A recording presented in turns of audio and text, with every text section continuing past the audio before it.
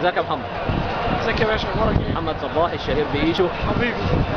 اولا مساء الخير او صباح الخير او تصبحوا على خير اي وقت تسمعونا فيه.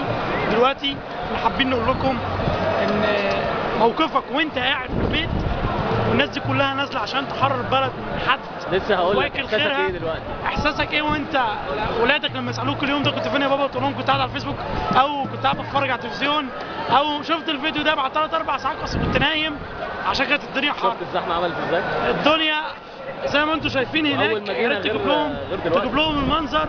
المسيرات بتيجي من كل حته، الى الان في مسيرات بتيجي. هم قافلين كل حته بس الناس بتيجي، بتعرف تيجي منين وانا مش عارف هم بيجوا منين، بس بيجوا باعداد ضخمه جدا، مخيمات عشان الناس مش هتمشي الا لما الراجل ده يمشي. وهو الهتافات كلها مش هنمشي هو يمشي. جابوا طيار وجابوا لنا، مش طيار وجابوا لنا حمار مؤاخذه.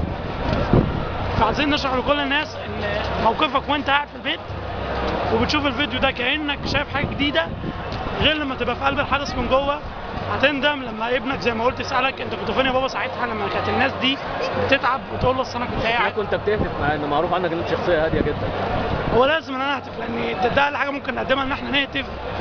ما عندناش استعداد نعمل اكتر من كده، بس الحمد لله ان احنا زي ما قلنا قبل كده وزي ما كل الناس حمله التمرد وكل الجهات الوطنيه قالت ان احنا جايين سلميين، ما عندناش اي هدف تاني غير ان احنا نشيل الراجل ده، هنشيله بالسلميه. الا لو الامور تطورت معانا احنا اكيد مش هنبقى سلميين، هنقدر نعمل كل حاجه. بس اللي احنا بنتكلم فيه ان احنا سلميين الى الان الحمد لله، مش كفره. ميدان بيدن كل ميدان بيصلي. شفت الكفره وهم بيصلوا؟ شفت الكفره وهم بيصلوا، كانت غريبه بالنسبه لي ان الميدان كله يقول يلا عشان هنصلي، يلا عشان هنصلي.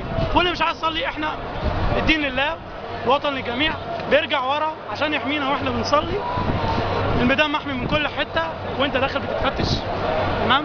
مفيش وزير مفيش غفير، مفيش وزير ومفيش غفير، كله بيتفتش عشان اللي بيفتشوا دول ليهم هدف واحد، اللي يخش هنا نحافظ على ان الثوره بتاعتنا سلميه. ايا كان الوقت اللي بتسمعنا انت ندمت ان انت ما نزلتش، واقول لك حافظ على بدنك شويه. الثوره والرجاله في الميدان ما نزلتش النهارده تقول له ينزل؟ طبعا لازم تنزل.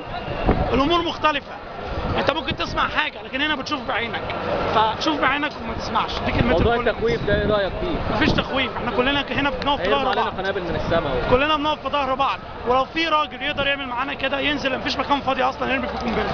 لو قنبله نزلت هتنزل على دماغنا عشان مفيش مكان فاضي اصلا تنزل فيه. كل الكلام ده كلام هايف وخرافات بيخوفونا بيه، احنا مش كده. نتقابل تاني في اخر اليوم؟ نكمل لاخر اليوم، نكمل لاخر اليوم. نعمل لقاء تاني؟ هنعمل بالليل وهنعمل الفجر وهنعمل الصبح، هنعمل لقاءات في كل وقت. احنا قاعدين.